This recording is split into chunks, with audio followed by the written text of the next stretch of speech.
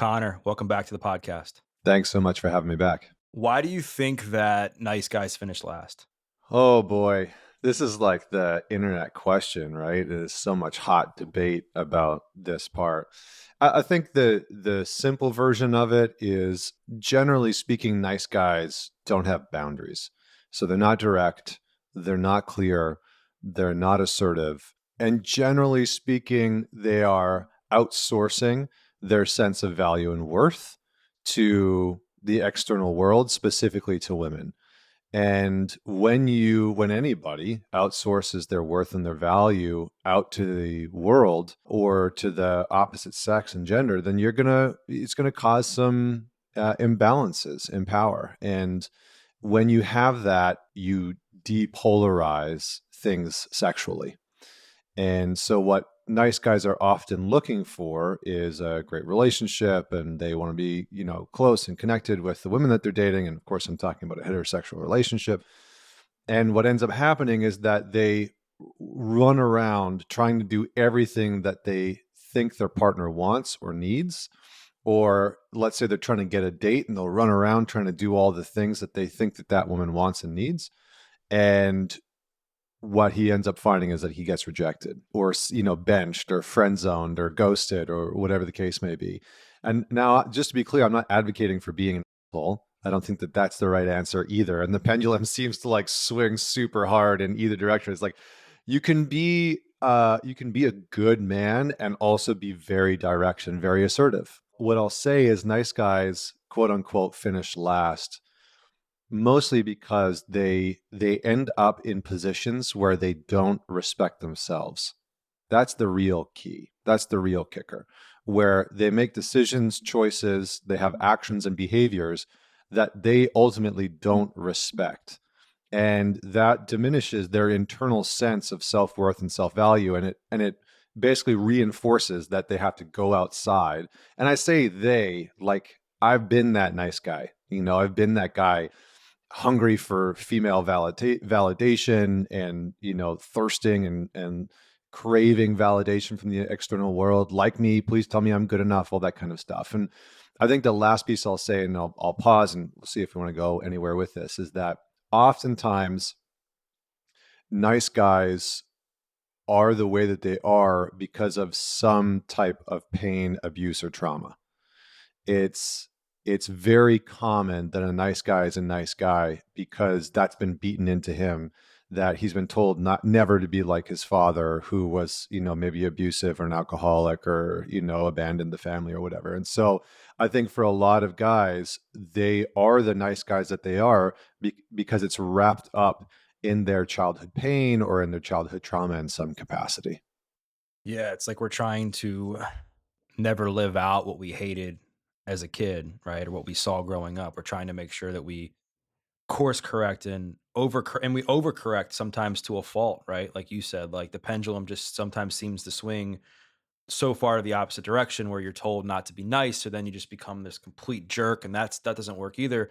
I think another interesting dynamic of this, we're talking about heterosexual relationships, is that a lot of times you'll hear women say, I've dated nothing but jerks in my life, and I'm tired of dating people that don't treat me right. So then a guy hears that and is like, oh, well, they want somebody to treat them in a certain way. Like when women are saying that, like what are they actually looking for when it comes to the way men treat them? There's a couple of things that I think are important. One is just to go back to the nice guy thing.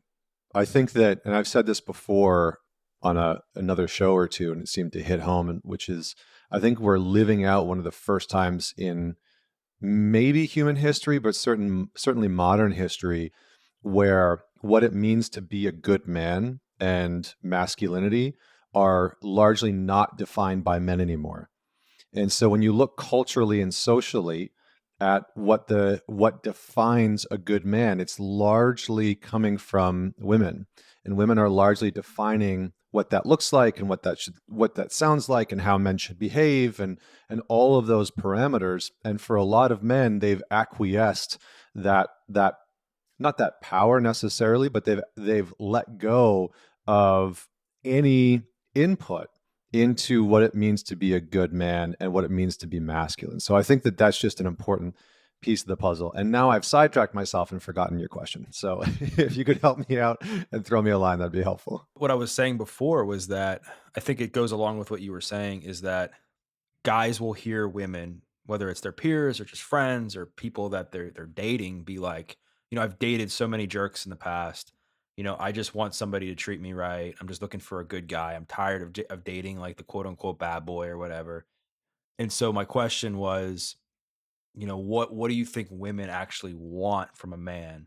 Like, what does that even mean? Like when they're saying that, because they don't want somebody they can disrespect and walk all over either. Like that's not attractive. How can a guy come in and have like that healthy balance? So generally speaking, and sometimes I get in trouble for saying what women want, but we're going to go down that territory anyway.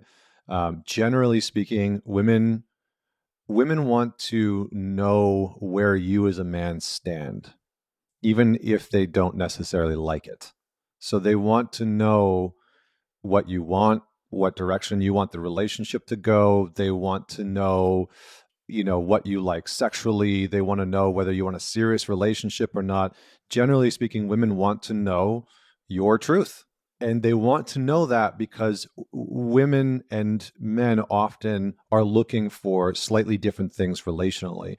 And for a lot of women, what they're looking for in the background is, am I safe? Is this relationship safe? Are you as a man safe physically, emotionally, intellectually, financially, in all the different areas, right? Are you safe for me to open up and be vulnerable with, for me to fall in love with, for me to sleep with, for me to build a relationship with, or get married or have kids? Are you safe and trustworthy? And nothing is more terrifying for most women than not knowing where you stand and not knowing what it is that you want or how you think or what you're feeling. The challenge with a lot of nice guys is that they withhold what their truth is, right? How, like, where they're at in the dating and relationship, right? Maybe they don't want a relationship, but they feign that. I call this the cuttlefish effect. I don't know if you've ever seen cuttlefish before, but usually it's a very sort of standard mating system of hierarchies where the male cuttlefish will battle it out to get female mating rights, essentially. And the smaller male cuttlefish that can't do that, they actually feign, they change their body structures, they change their colors, and they dupe the larger males into thinking that they're another female. And then they swoop in and they mate with the female underneath the guise of the male. And so what happens with nice guys is that oftentimes they'll withhold their truth because they think that that will provide some type of safety for the woman. So they'll withhold that they don't actually want to be in a relationship just to get sex, right? Or they'll withhold that they really want to be in a long-term relationship, or, what they want sexually, or that they're not willing, they don't want to watch The Bachelor or whatever it is, right? They'll withhold that to create some type of ease or consistency or peace that provides the camouflage of safety and trust. And so it's very confusing for women because when that nice guy starts to open up and be honest and be direct, or he starts to complain or he gets angry, she's like, wait a second, you haven't asked for any of these things for the first year of our relationship, or we've been dating for 6 months and you've been watching The Bachelor with me every week. Why are you telling me now that you're pissed off and that you don't want to watch this? So generally speaking, women are looking for transparency and directness. And there's many sort of evolutionary reasons for that. There's many psychological reasons for that.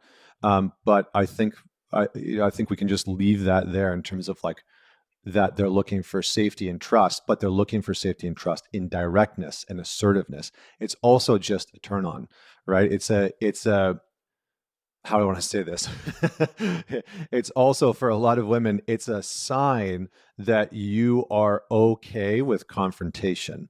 There's a couple of things about confrontation that are important. And I feel like for us as men, it's a tricky situation, right? Because society tells you as a man that you should understand your capacity for dominance and your capacity for aggression, and to be able to turn it on and turn it off under any given circumstance, right? You should be able to be direct and be assertive under very specific circumstances, but know under other circumstances that it's not okay for you to be direct and assertive. And the challenge is that that is wildly different in today's social settings and surroundings, right? You might go to one city where the average population of women are like, I want you to approach me in the Starbucks. I want you to come talk to me. And then you go to another city where they're like, that's sexual harassment. If you come and talk to me and approach me, I don't want that at all.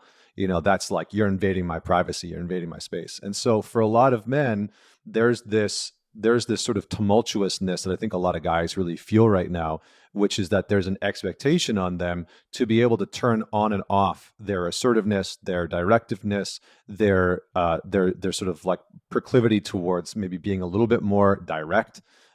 So I think that's the kind of double bind. But on average, women are going to look for the cues of men that are more direct and more assertive, because that's a mating cue for safety, security, and trust, because at the very least, you know where that man stands.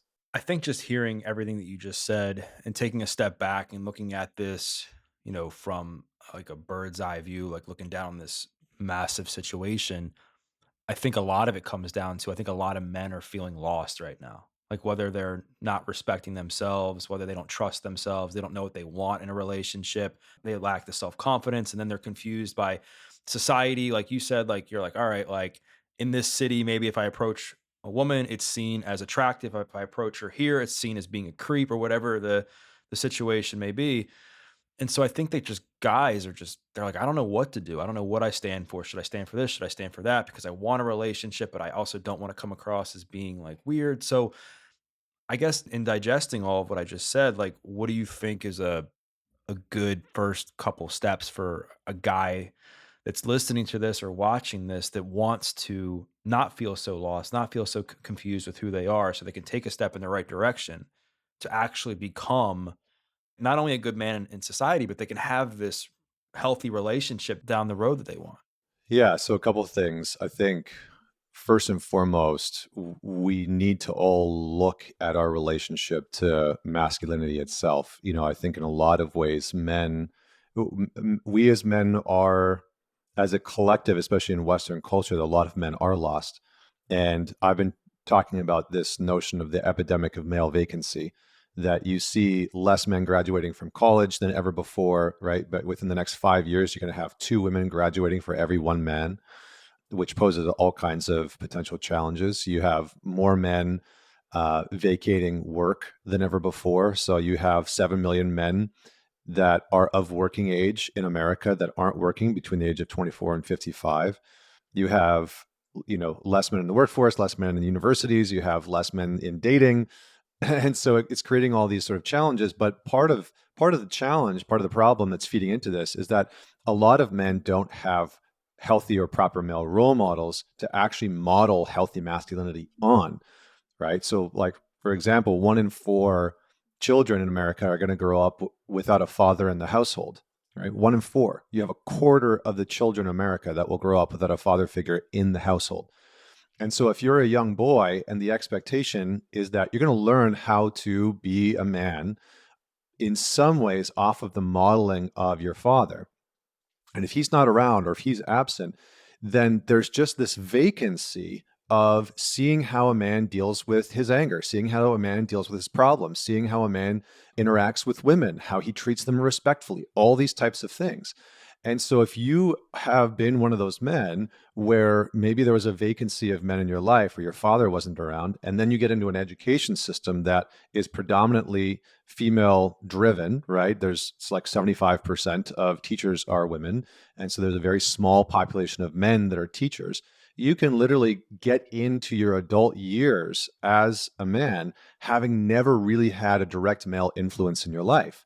And that creates a vacancy. And so I think for a lot of young men, a lot of men in general, where we need to start is to look at a few simple things. Number one is, can you and are you willing to prioritize getting around other men in order to start to see what it's like to interact, to be challenged by another man, to be mentored by an older man, to see how other men hold themselves and carry themselves and talk about challenging political issues or social issues or relational challenges or sexual problems?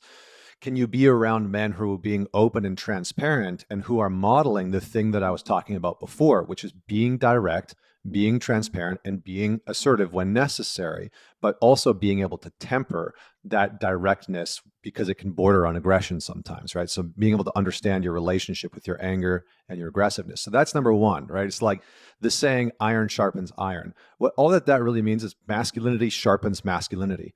And so if you have grown up in a vacuum with no masculine influences, there's nothing sharpening your masculinity. There's nothing helping you refine what it actually is. And so it becomes very hard to cultivate healthy masculinity. So that's one piece.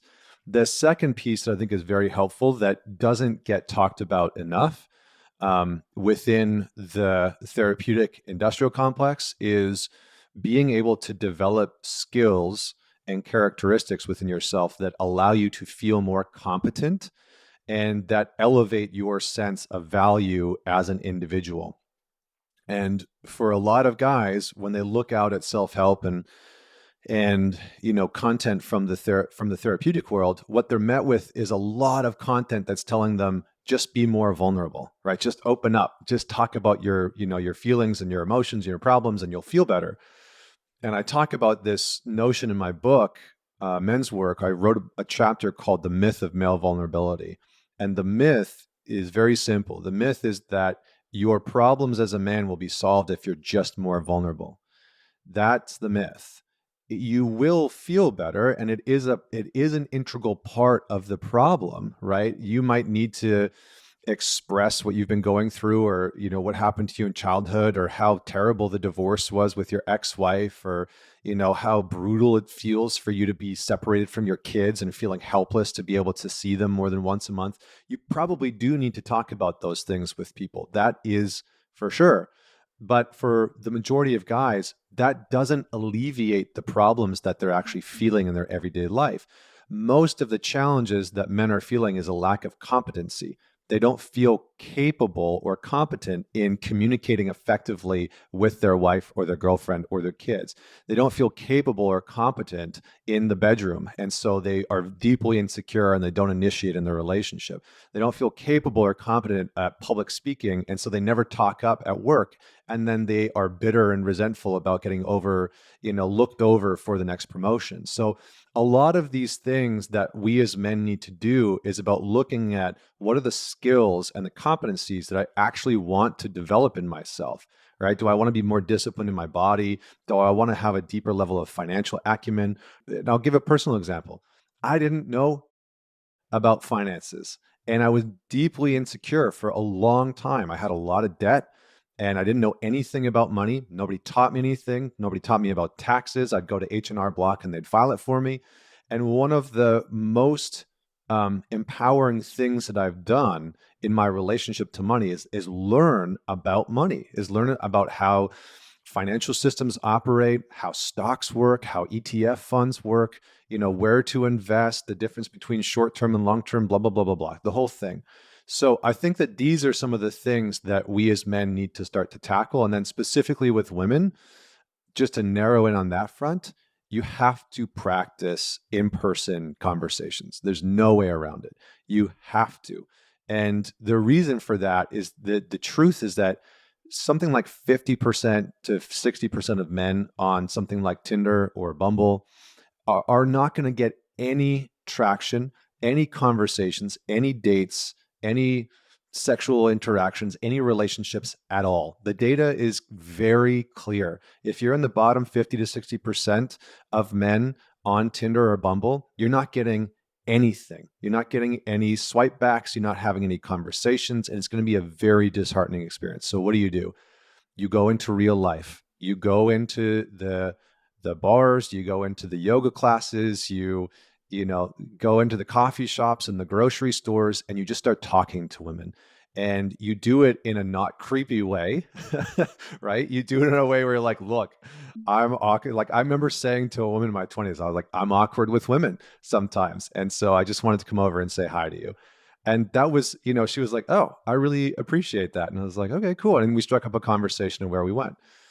I think that those are some of the things that men in our modern age need to start to prioritize. I know that was sort of like the big picture and then narrow it down into relationships. So I'll let you take that wherever you want to go. Yeah, I mean, I think a big thing that it seems like it comes down to is taking action and building some some healthy level of discipline and habits within the context of your day and your week, depending on what the goal is. Like if you're trying to meet more women, it's like, all right, I gotta put myself in situations where there's going to be types of women that I want to connect with, whether that's at a gym, restaurant, coffee shop, yoga, etc. And you have to surround yourself with great people, which I know is it's very important to do. You have to surround yourself with people that you want to learn from and grow from, and that you start to become like a sponge for information and for wisdom and stuff and insights. And you also mentioned that like vulnerability without action is a problem. Like just talking about your feelings and just venting. I mean, I'm sure there's a time and place for stuff like that. Like if you go through something traumatic or something happens to you, you go through a breakup, like just venting, I'm sure is very therapeutic. But eventually you got to take the action to move through that and move forward and move past that situation. What are some things that you recommend men do and focus on a daily basis or on a weekly basis other than surrounding themselves with the right people? Like what is it that they should be doing to become a quote unquote better man, a more attractive partner? Like is it the gym, is it meditation, is it like what are you telling like some of your clients to do? So one of the biggest things is focusing in on your impulse control. Nothing makes us as men feel weaker than feeling out of control with our impulses. Constantly watching porn, not being able to put down the bag of potato chips or the ice cream, hitting snooze a dozen times when promised yourself you're going to go out to the gym in the morning, et cetera, et cetera, et cetera. Right? There's so many examples. So, where you need to begin as a man is to look at what what areas or what impulses do I actually need to work on? Do I actually need to rein in? Because the majority of us have a very poor relationship with discipline. And what I mean by that is that discipline for me has now become a practice. It's become a ritual, a habit, a way of being, characteristic that I embody. Whereas growing up, this discipline was punishment. That's what it was. Whenever I did something wrong, I knew I was going to get punished. Maybe it was verbally or emotionally or sometimes physically. And so for me, discipline became something where, and I call this dark motivation, every single time that I would try and get myself to do something, to stop watching porn, to go to the gym, to wake up earlier, to have better morning routines, I was trying to beat the crap out of myself in order to do those things. And this is what a lot of guys are doing internally, right? They have a goal, they want to make a change, they want to alter something, but how they're trying to get themselves there is by shaming themselves to do it, or beating the crap out of themselves internally. And then when they don't do it, they are even worse, right? They become sort of verbally abusive inside. What's wrong with me? I'm such a piece of like such a piece of garbage, blah blah blah. And that's not going to produce the results that we want, right? There's very few people that can sustain, like maybe David Goggins is proficient at that, and like kudos to him. I mean, it really seems to work for him to sort of embody this like shadow warrior. But for a lot of people, that's going to be very, very challenging, and it's not going to produce the results that they want. And so we have to start to look at what impulses do I want to rein in. So I just recently recorded a video that I put out that has been blowing up called Desexualizing Your Brain for a Better Life. And I think one of the main things that men need to start to do in our modern culture is to desexualize their brain. We are immersed in sexual content. You look at so many guys Instagram feeds or YouTube feeds, and it's just awash with, sexualized content of women in bikinis with motivational quotes underneath, or whatever, like whatever it is that they're looking at, and trying to pass off as like totally fine. But when they start to zoom out, what they see is that they're, the good chunk of their day is just sexual distraction, watching porn, looking at stuff on YouTube or Instagram that's distracting them, going on to Twitch or like whatever platform that it is. And so I think that that's one of the main pieces is beginning to desexualize your brain and start to have a better, healthier relationship with your sexual energy, your sexual arousal, and to be able to direct that potency in your life because it is potent. And for a lot of guys, their potency is just wrapped up in porn, right? They're watching porn and jerking off 4 or 5 times a week, and then they wonder why their sex life isn't the way that they want in their marriage or their relationship. So that's one of the big ones is look at your impulses. And then I think secondly is setting a goal for yourself that you really want to try and achieve that you know is going to push your edge.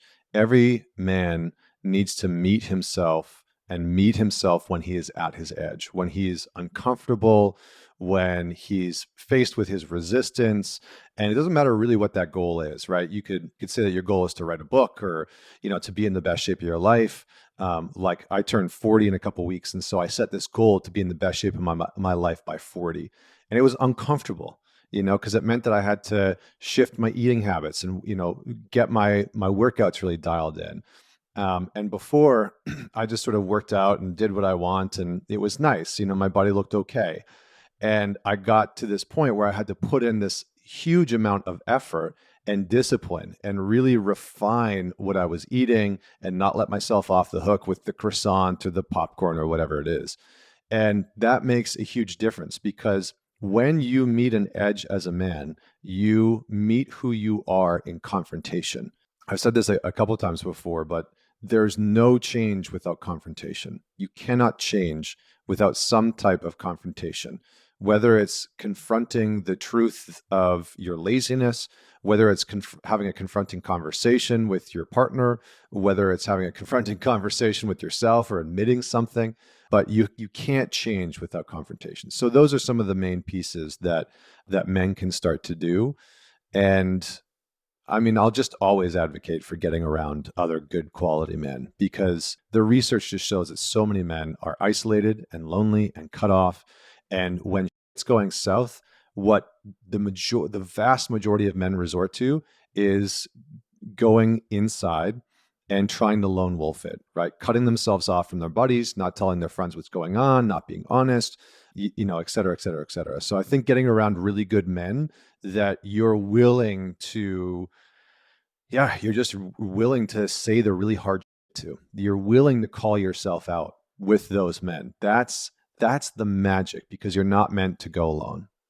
There's so many different directions we could go with this. I think the first thing that kind of popped out to me was I would imagine that a lot of men know that giving in to instant gratification and not being able to control their impulses is probably going to lead to poor things down the road. I would also imagine that not setting goals for themselves and not pursuing something in life is probably going to lead to some negative outcomes down the road.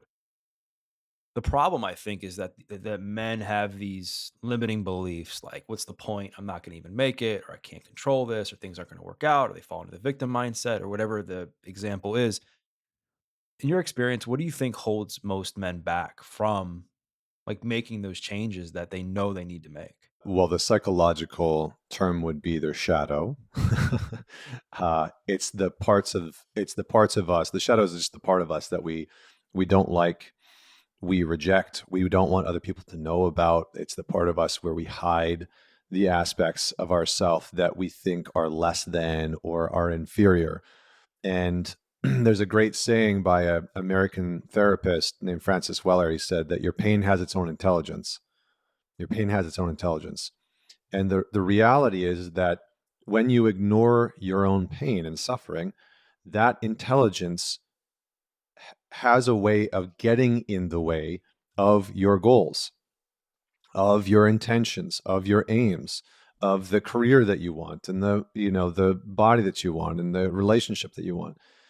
And so you have to start to be willing to look at your own pain and your own suffering and understand it, which often requires a man to look back in his past.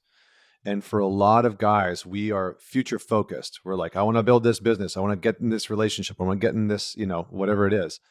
But the reality is that your past is the block in your present moment. Your past pain is the block in the present moment of going to the gym, of having the conversation with your partner, of, the business meeting that you want to have. That's the block. So you have to be willing to, in some ways, dig in to the past pain, to your experiences, to understand the shadow, to understand your insecurities, to understand your fears, because those are the things that are getting in the way and saying, you can't do it. You're not good enough. You're not smart enough. You're not attractive enough. You're not good enough in bed, whatever it is. And when you can start to address those things and heal those things and understand what created them, and to start to see the pattern that's showing up in your life, then you can start to course correct.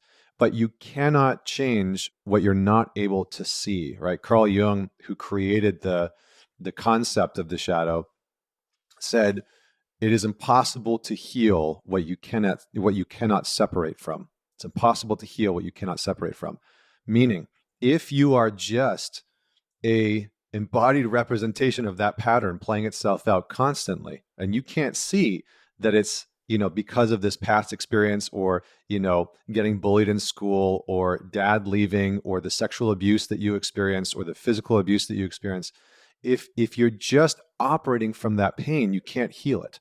And so we have to create a little bit of space to start to look at that pain objectively, and then to be able to understand the impact that it's having in our life. And it's the unsexy answer, right? It's just like, it truly is. It's like most guys are like, I don't want to look at that. I don't want to talk about what happened to me as a kid. I don't want to talk about the bullying. I don't want to, like, this is dumb. This is stupid. But the reality is that for everybody, you either start to work on that and understand it and understand how it's shaping you, or it shapes you and you call it fate. That's just the reality of it. So that's one major piece. And I'll probably just leave it at that, because I think that's probably good enough.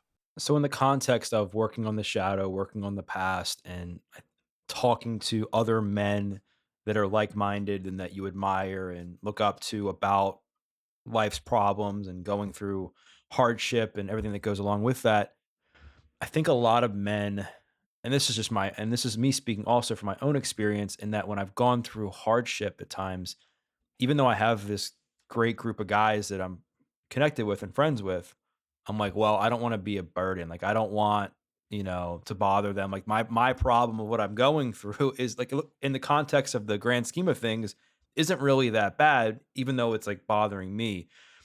With all that said, is there is there like a healthy way that you found for yourself, or even just from some of the clients you've had over the years, to be able to, I mean, not just overcome that limiting belief, because obviously people have to, but how to communicate effectively to another guy when they're going through something challenging, so that it doesn't come across in a way that isn't received well?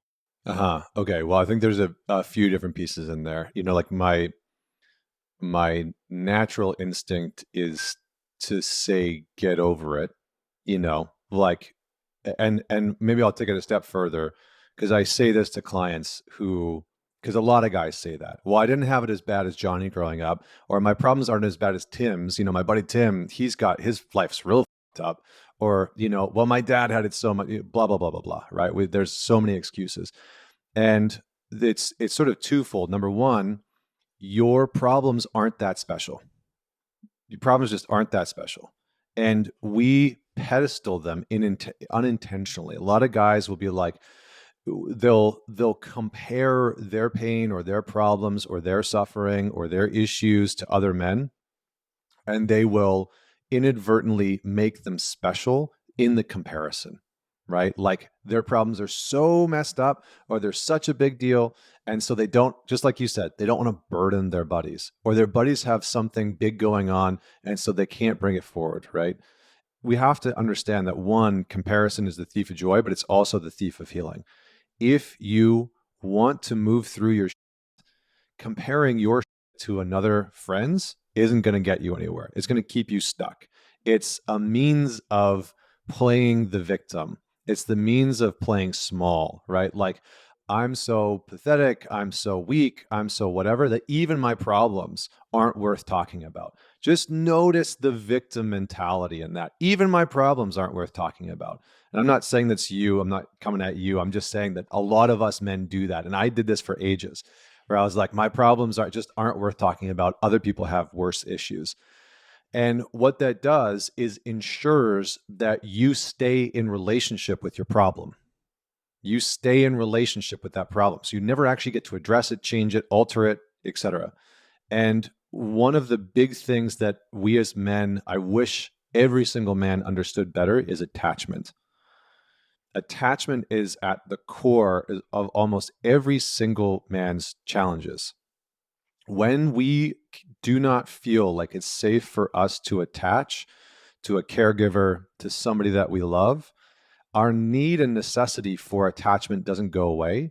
What happens is that it gets replaced by an attachment to a substance, an object, or a behavior.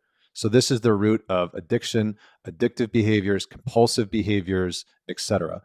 And so for a lot of guys, myself included, for a very long time, this was me to a T. I'm not just talking about men, I'm talking from an experience as a man. I didn't trust relationships. I didn't trust the people in my life. I didn't think that they were capable enough. I didn't think that they could hear what I had to say. I didn't trust them to, whatever the story was. And so I would withhold. But I did that because I didn't trust attachment. I didn't trust relationships specifically. And I didn't feel safe or like it was okay to be in relationship with other people in a full, authentic, transparent way. And so I had to trade some of my authenticity in order to be in that relationship. And what we as men need to start to understand, and what we need to actually practice in our life, is that it's okay for you to be a mess or have a problem, and that you're not going to get disowned. Because a lot of men have the experience. I think women maybe sometimes underestimate how strong this is for men, what I'm about to say. Men often have the experience of being disposable. That is a man's life very often. And a lot of men don't have words for it, but a lot of men feel like, if I tell my wife how I'm feeling, if I tell my buddy what I'm going through, I'm going to get disposed of. Like, they'll just move on. They'll break up with me. They'll stop talking to me. They'll think they'll think I'm weak or whatever it is, and I'll be gone. And so for a lot of men, there's this fear of being disposed of. And this is in some ways tied to, years of being disposed of, years of going to war, years of being the ones that have been cannon fodder and etc. But it's also a very real social situation for men, where men are put in positions of having to do the real hard that's very, very dangerous, right? Like, when you look at the statistics around deaths on job sites and whatnot, it is disproportionately men, right? Men are far more likely to be killed in work than women, just far, far more likely. I think it's like 96.2% of work-related deaths are men. And so men have this experience of being disposed of. And because of that, there's this resistance towards prioritizing secure attachment. There's a resistance towards prioritizing being in a fully authentic, living in a fully authentic way with other people. And so my advice to a lot of men is, find at least one or two people where you can start to make the commitment that you're going to be fully transparent, radically and uncomfortably transparent. Now, you need to tell them and get their buy-in that they're also going to do this with you, right? Like, you find a buddy, you're like, listen, there's a whole bunch of shit that I just haven't talked about, that I just been living with, and I want to shift. I want to change my life. I want to start to live more transparently and be more direct. Are you open to that? Like, are you okay if sometimes I share some hard? I'd love for you to do the same with me. I want to be able to have a deep relationship with you where we talk about everything and anything, where nothing is off the table. That's brotherhood. That's camaraderie, right? That's real relationship. And you have to work at it, because for a lot of men, that's the skill that we've been lacking because of this vacancy that I've been talking about. We are supposed to have learned that in our relationship with our Father. Yeah, I mean, I think it's so important to be able to be direct and find people that you're comfortable talking with, and also practicing that directness with that person that you feel safe talking to about wanting to have this deeper relationship, this brotherhood that you can authentically share, not just, the good things in life, but also the problems that you both experience as well. I also think that in my own experience as a guy, especially growing up, not so much now, my idea of how successful I was as a man was dependent on my athletic ability, what I looked like, my friend group, the level of interest that attractive women had in me, like these external things. And because as a kid, I didn't have those things. I was, you know, overweight, not athletic, no luck with women. I didn't see myself as being successful. And I think the hard thing with that is I do think that being physically healthy is very important, and that's attractive, I think, to women.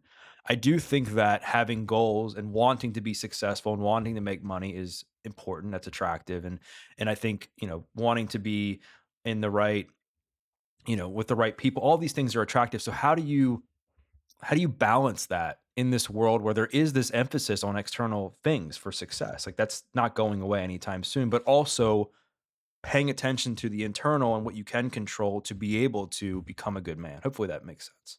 Yes, I think so. There is often an inordinate amount of focus put on a man's ability to perform, right? To perform physically, sexually, financially, etc.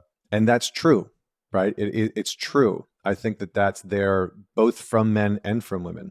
I think that the expectation for an on men to perform and still be a provider is a big part of it. Right? I've been talking about recently about how uh, in America, 42% of households, women out earn their male counterpart. And yet, if you ask the average woman, it's like 75 to 80% of women still want a man to out earn them. And so there's still this expectation with all of the sort of social equality that's been pushed for and achieved over the last few decades. There's still this expectation of I want a man who can provide. I want a man who can perform. And so that's there. And I think that a lot of men feel that. And I think sometimes it's confusing because there's also this big push for just complete social acceptance, right? Well, you should just accept people for how they are and how they look and et cetera, et cetera, et cetera. But I think that oftentimes, and I don't know if this is going to get me in trouble too. Oh, sorry, Doug. In advance. Although I'm not saying a bunch of shit that's going to be, you're going to get in trouble for. But I think that largely those things oftentimes don't apply to men. Like men become the exceptions to the rule. So with body positivity and the like just be who you are and express however you want, I think oftentimes that's not the case when it comes to men. Men are still expected to perform and to provide and to sort of have these externalized pressures. And it's not just from men, it's also from a lot of women. And that a lot of women are drawn to and attracted to still men who out earn them, men who can provide for them, men who have a certain physical stature, right? 80% of women, just as an example, on Hinge, I believe it is, that have a height preference, 80% of them have their height preference set to over 6 feet tall. So if you're under 6 feet tall, there's this expectation that you're just like out of the pool, right? So I think a lot of guys feel this pressure. Now, what do we do? How do we as guys handle that? What we do is we start to zero in on, rather than placing my value externally out into the world on all of these moving targets that we may or may not agree with, we start to pull the nets in and we start to sit and write and meditate and contemplate and discuss with our male friends and people in our lives and elders and people that we love and trust. And we start to get very clear on what actually matters to me. What do I want to be good at? What do I genuinely want to develop skills in and feel competent in? what inside of myself matters. Do I want to be somebody who can bench press 225, or do I not care about that? And what's more important to me is that I'm just an exceptional father. And in order to do that, I need to go and learn X, Y, and Z, right? How to communicate better and et cetera. And so we need to start to pull the nets in and actually ask ourselves what's very important to me, because what is attractive for a lot of people, what's attractive for women especially, is a man who knows what he wants, what he enjoys, and a man who has spent time curating those things within himself. And so the more aligned and congruent you are, the more coherent you are as a man with, this is what I love, this is what I enjoy. I enjoy, bow hunting, or, developing my skills on the shooting range, or whatever it is, the more that you're going to attract people who are in alignment with those things, right? Because you will be very clear about your value and what you bring to the table. And the more that you can prioritize that, the less you're going to need validation from outside of yourself. The second thing is to develop some type of surplus that you can contribute back outside of yourself. So, one of the most rewarding things for a lot of men is to be able to have something to give back, something to contribute, right? In traditional initiations, when you look at the initiation of a young boy going through an initiatory process and entering into adulthood, when he comes back, the initiation is not about him. The initiation is about him returning to the village, to the community, to the tribe, to the relationship, to his family, and being able to contribute more than when he could before he went on the initiation. And so, for every man, there is a part of us that yearns for or craves to contribute back to our society, our culture, our relationship, our family, and our friends. And if you develop yourself into somebody who can contribute to your buddies, to your partner, to your kids, to the places that you volunteer, whether that's giving back financially or just giving time and wisdom and your presence, that in itself is going to develop a very deep in internal sense of value and worth, because you will have done something that you can then pour back out into the world, and that is incredibly, incredibly valuable. So for the guy who is doing a lot of the work that you're speaking about, surrounding himself with great people, working on being more direct, assertive, knowing what he wants, having values that he truly believes in, having hobbies, having these things that he's passionate about and giving back. If he wants to find a partner, do you think that that person like should just not be on dating apps, considering what you just said, that like a lot of guys aren't even going to be seen when it comes to, some of the women they might be looking for? There's no harm in giving it a go, right? But I think generally speaking, meeting people in real life, meeting people through friends, all of those things are going to serve you better, because you're going to develop the social skills, right? You're going to have the awkward conversations and the lulls in the conversation, and you're going to have to learn to read body language. Like, there's a whole group of people who are very proficient at engaging in conversation digitally, who freeze up as soon as they get in person. And that's where it really matters, right? Is this in person dialogue and discourse that so many people have lost. So, sure, be on the dating apps, see how it goes, take it with a grain of salt. Don't take it personally if you're not crushing it on there. There's like 5% of guys that are going to go onto a dating app and just clean house. And that statistically is just proven. It's like something like 90% of women are all vying for 5% of men on most dating apps. And we can talk about why that is, but I think what's more important is just take the dating apps with a grain of salt. Just because you don't have success on there doesn't mean that you're not going to have success in real life. And it doesn't mean that you don't have a tremendous amount to offer. Go have fun with it, engage, set some parameters around it, but do it if you know that it's not going to like damage your sense of worth and value, because then that's not worth it. You talked about confrontation, and I think that a lot of times things like anger can get in the way of people being able to have healthy relationships with others. And if you're not careful, like anger can be a very powerful emotion for the positive. Like we make so many changes in life because we were angry, right? And I think it's important to acknowledge that it's not necessarily this super negative emotion that I think it always gets recognized as, but it can definitely get you in trouble in certain situations if you're not careful. How do you think about anger as an emotion, and how can men begin to harness it so it doesn't become destructive? Well, I think there's a big difference between anger and aggression, and those two things are often not defined. And so anger is a normal experience that every human being has. And it's okay for you to be angry, and it's okay for you to be upset or disappointed or frustrated, right? Just like it's okay for you to be anxious or sad or whatever it is. So, and what I'll say about anger is that it's actually a necessary ingredient for healthy boundaries. It's a necessary ingredient for healthy boundaries. Anger helps us to determine whether somebody has crossed a line in our life, whether somebody has crossed a boundary or is testing a boundary. So it's okay to feel anger. It's okay to even express anger, right? There's nothing more frustrating oftentimes for women when they're like, they can feel that we're angry and then they label it and they're like, why are you so angry? And then our response is, I'm not angry. There's like, for most women, it's like, that's the alarm system. That's a red flag. It's just like, but I can tell that you're angry and now I feel unsafe because you're angry. I can feel it and you're denying it. So it's easier to say, yeah, actually, I am angry and I need a moment before we talk about it. Or, yeah, I am angry. And are you open to hearing why? So that we can communicate from our anger.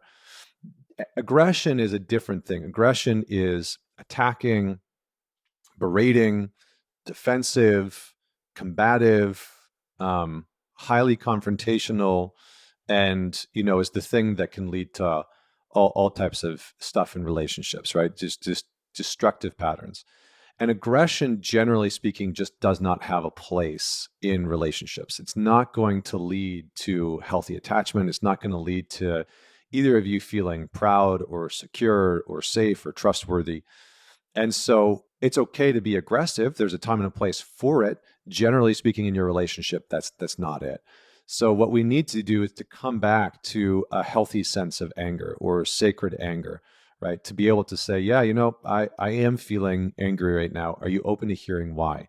Or are you okay if we talk about it right now?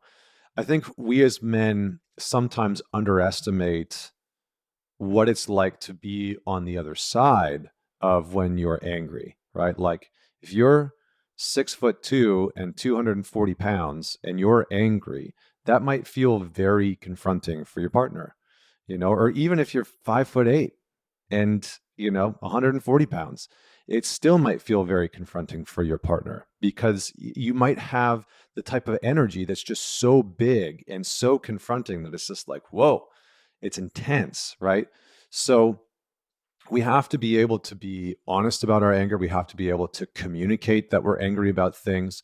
We have to be able to understand that there's a place for our anger in our lives, in our relationships. And that place is usually informing us that a boundary has been crossed, either that we've crossed it within ourselves, we've allowed ourselves to act disrespectfully or cross our own values or cross our own boundaries, or that we're crossing, that another person has crossed our boundaries, right? That our partner has said something that was disrespectful or has done something that felt demeaning or humiliating.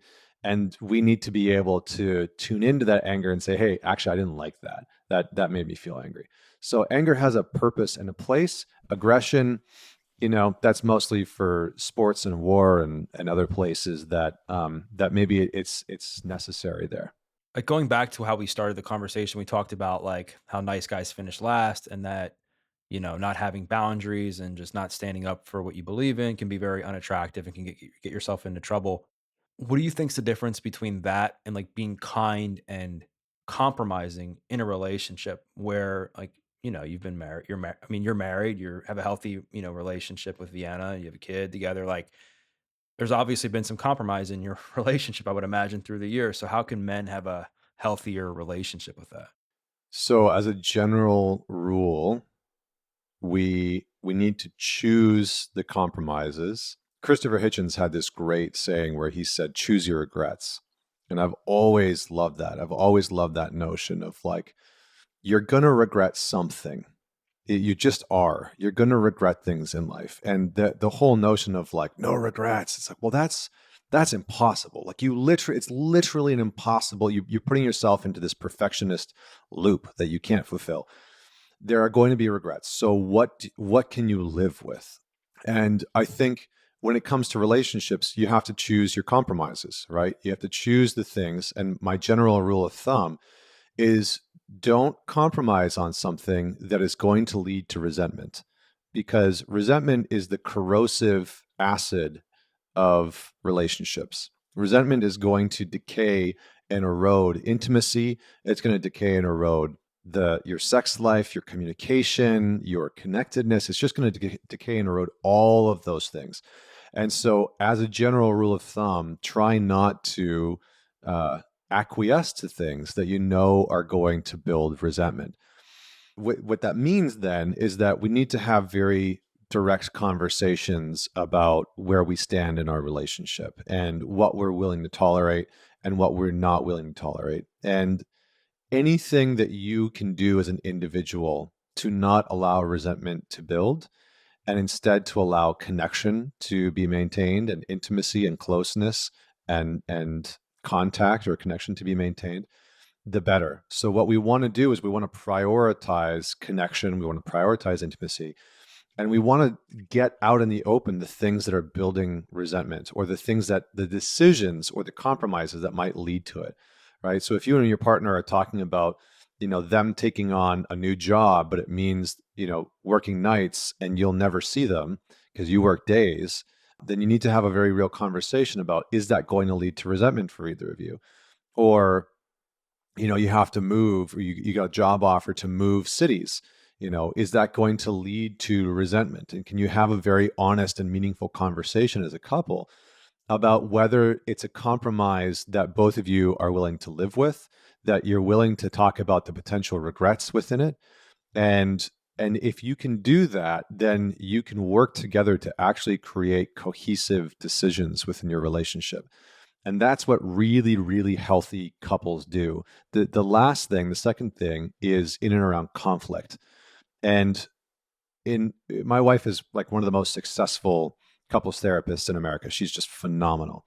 And we've worked together a whole bunch. And one of the things that I see time and time again in working with couples is that really great couples do a number of things well, but one of the things that they do really well is they recover from conflict quickly.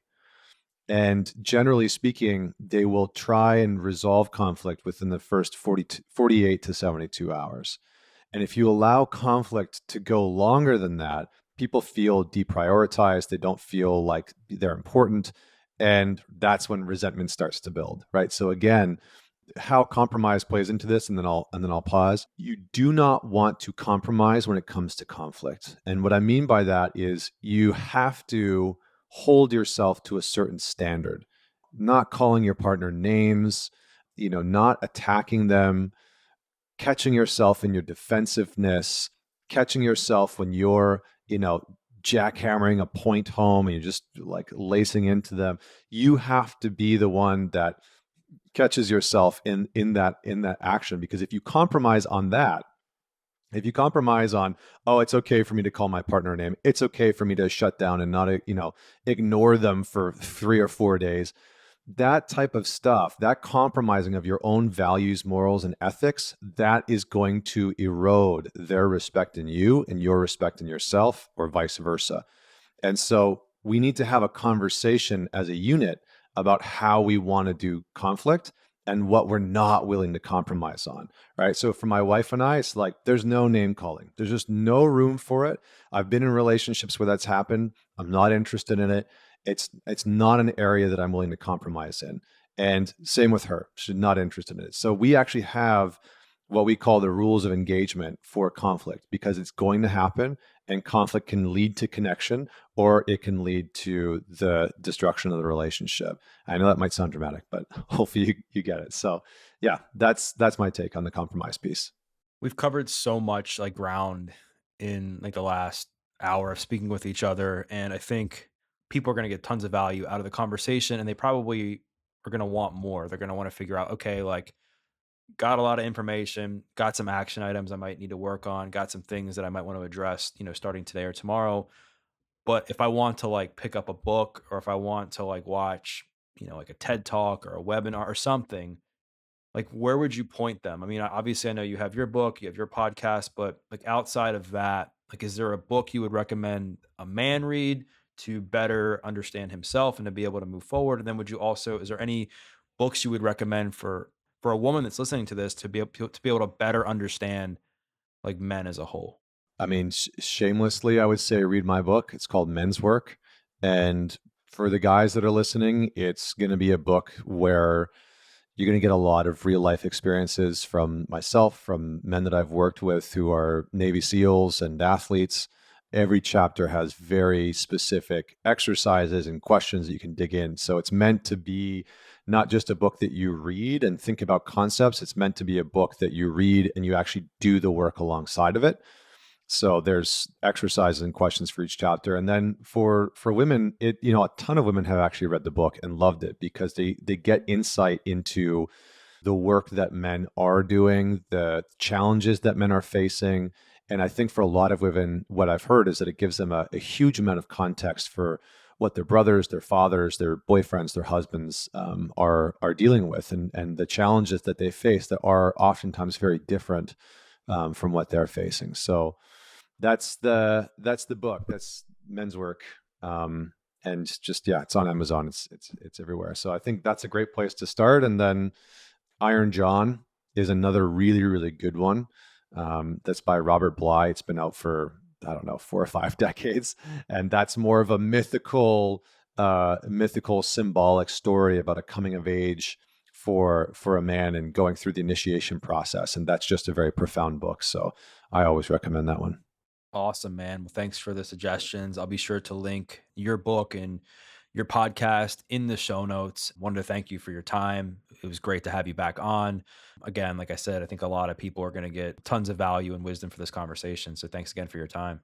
Thanks, man. Appreciate you having me back on the show. You got it, man. Thank you so much for watching. If you like this video, I really think you're going to like this video as well. I'll see you there.